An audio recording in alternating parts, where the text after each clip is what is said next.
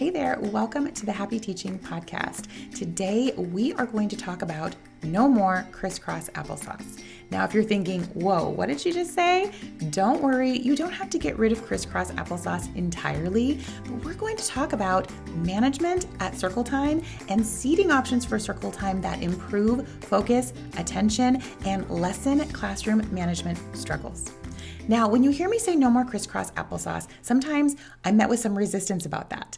And rightly so. We're very used to crisscross applesauce. I've hosted a training on this in the past, and if you are in the Print and Play Club, you can type no more crisscross applesauce in your search bar, and there's a 30-minute class that I host on this. But for the purpose of this podcast, we're just going to talk 10 minutes or so you can leave with some quick tips and strategies to improve behaviors at circle time.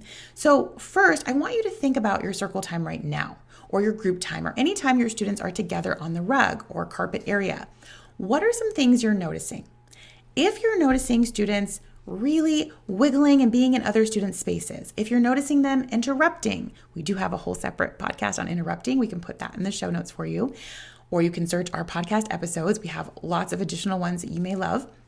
But if you're noticing them interrupting, being really wiggly, bothering their neighbors, not seeming to pay attention, and you're just really finding that your circle time is chaotic, it might be time to reevaluate how students are sitting at circle time. That might sound silly, but it makes a huge difference. What I like to say is we control what we control. We can't control if there was an extra assembly that day, or if it's Halloween and they're eating a bunch of candy and then they're all wild. We can't control school breaks, or maybe they didn't sleep well the night before. There are a lot of things out of our control, but when we focus on what we can control, we're going to get better results. Now, this is not about letting our students have a free-for-all and do whatever they want. This is about giving students choice within our control and reasoning so that we're improving their focus, their attention, and improving our struggles with management. Now, I want you to think about crisscross applesauce for a minute, because if you're listening now and you're thinking, oh, this is ridiculous, they just need to sit down and they need to be quiet and they need to listen. I get it. However, I want to remind you that being still and being quiet is not a sign of engagement. I'll repeat that. Being still and being quiet on their own does not necessarily mean kids are engaged. Think of adults. I'm very guilty of this. If I'm asked to sit perfectly still and be super quiet during like a presentation, chances are I'm zoning out and I'm daydreaming. Now, if I'm allowed to maybe take a note or use a pen or wiggle a little bit to keep myself engaged, I am more likely to be with you and paying attention to you. It's very similar for some students. For some students, being still and quiet absolutely means they're listening, but not all. And we sometimes forget this. We sometimes also think that students wiggling means they're not listening to us, or if they're not looking at us, they're not listening to us. That is not true either. Not necessarily. Wiggling does not necessarily mean that they're not listening. So these are important frames of mind for us to get in so that we remember why it is we're offering these alternatives. Now, when it comes to crisscross applesauce, it is not the most comfortable thing, right? It's not. You might like sitting that way. Sometimes I do, but it actually requires hamstring flexibility. And if you're in a larger body, it's not as comfortable. It's not as easy to bend that way. Some students who are working on their core strength, maybe they're in PT or they're OT. I've had a student who she really could not sit that way. Physically, she couldn't do it.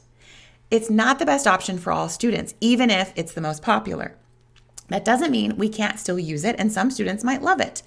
But what's going to happen if we require students to sit in a way that is not comfortable?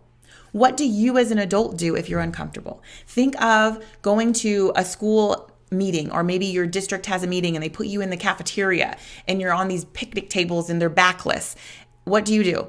You probably stretch or move. I have seen so many teachers at these meetings, myself included, stand up and go stand in the back to lean against a wall. But we would never want our students just up and leaving circle time, right?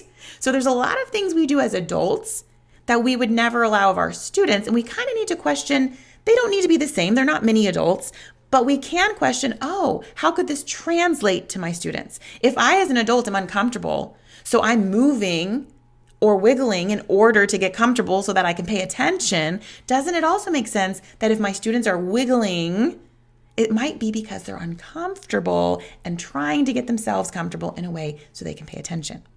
Okay, so we're kind of thinking through some of those reasons. Now, this is where alternative seating options come into play. They can be really powerful. The great thing about incorporating choice is one of your fastest ways to classroom management success. Kids love having a choice and having that sense of control. And sometimes there's this false understanding where, and I've been guilty of this too, maybe you have, where we think, oh no, that's just letting them do whatever they want. No, it's not, because you as the teacher are in charge of the environment. You are the one deciding what choices they have to begin with.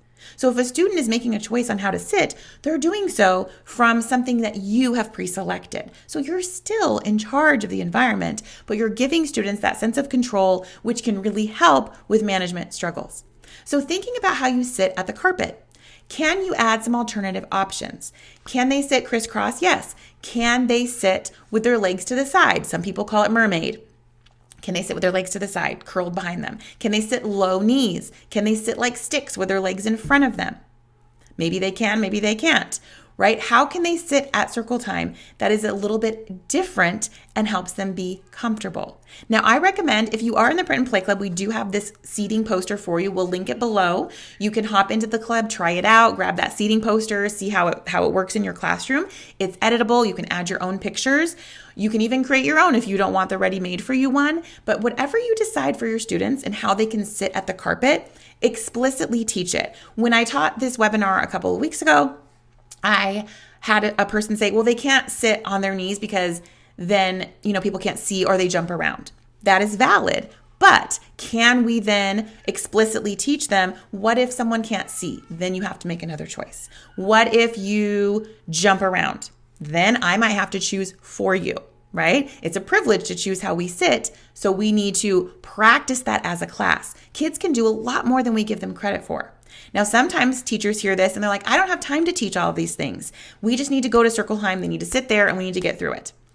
I want to challenge you on this too. Right now, you say you don't have time to give them alternative ways to sit because you don't have time to teach all of the social skills required for that and teach the communication and teach how you do it. You say you don't have time. And it might feel like you don't. But you know what you really don't have time for?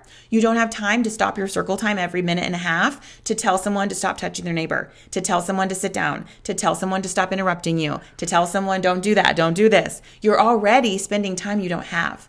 And that's compounding and actually taking more time in the end than it is to put in the time earlier. Think of the tortoise and the hare, right? That hare takes off, but then he has so many breaks that eventually the slow and steady tortoise wins the race. I want you to be the tortoise. Put in the time with these behaviors and these fixes, even if it takes time now, so that later it doesn't take any of your time. So think through, how could my students sit at the carpet? Commit to trying even just a choice between two ways, crisscross and one other way. Start with that. Offer that to your students and see if you notice a difference in some of their circle time behaviors.